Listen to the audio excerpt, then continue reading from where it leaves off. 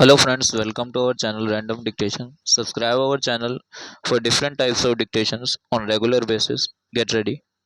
Sir, the three wings of defense, the army, the navy and the air force require to be well equipped and modernized. Ours is a country with a great population. I know our difficulties also. In the present world situation, it will not be possible for us to remain second rate in regard to possession of modern armaments. Defense is a very complicated problem nowadays in this world. We have not got the technical know how, we have not got those technicians who can manufacture modern weapons in our country. Even then, the defense ministry is efficient. It has tried to manufacture as far as possible new machinery and modern weapons. Then the problem of development is equally, or if I may say so, more important. It all depends upon how we progress. To shape the future of our country requires huge funds of money. We are a poor country, and I am told that taxation in our country is the highest compared to other countries of the world. The question therefore arises as to how we shall meet the situation.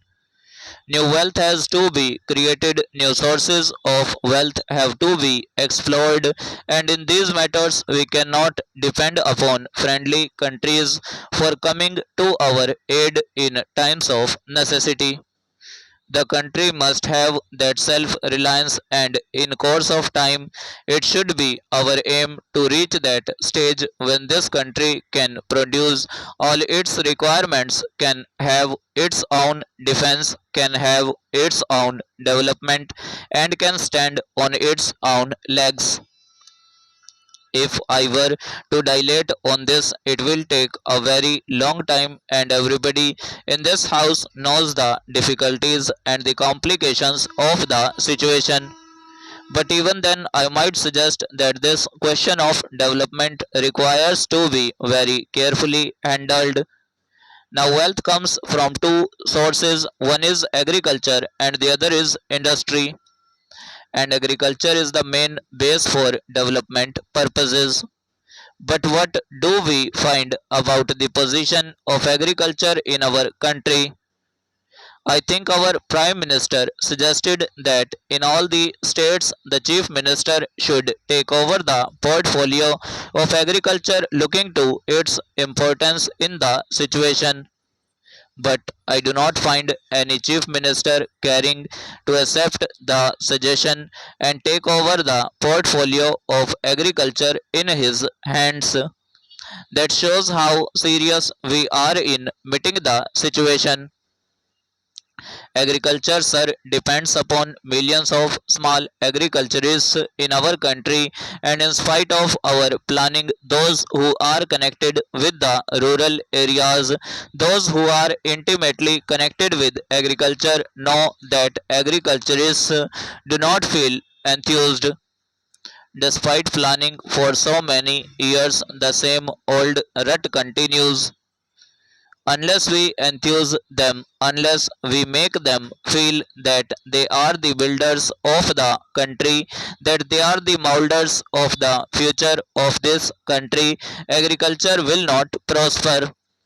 There are so many reasons, but the main reason is that the agriculturist must feel that he has gone some important place in our country, that he is going a great service by ensuring higher production. For that purpose, it is very necessary that the per acre production must increase. More land is not available for cultivation. Population is rising by leaps and bounds. There is the question of unemployment, and also we find that the pressure on land is very much. If we want agriculture to prosper, that pressure on land, the number of human beings dependent on agriculture has to be reduced. And where shall we divert them? If they go to urban areas for employment, they do not get it. The figure of unemployment is rising every day. Therefore, it is very necessary to see that some industries are diverted to rural areas. We should create agro-industrial climate in the country. We have been talking of creating this climate all these years, but in that part of the country from which I come, I have not seen any industries on a necessary scale being established in the rural areas. Unless we do this, the youngsters from the rural areas are bound to come to the cities. There will be the question of unemployment, the question of housing, the question of sanitation. All these problems will arise. It is very necessary that we find useful employment for them in the rural areas, in the villages in which they live, and they must have a decent standard of living. With the progress of primary education, with these new modes of transport, people from the villages now come frequently to the cities and see what facilities, what amenities are available in the cities and how backward their villages are comparatively in respect of these amenities, and they feel dissatisfied with the life they lead, and therefore they are inclined to go in for better prospects, for a better life. They want to go to the cities. That is also a very serious situation for the government to consider.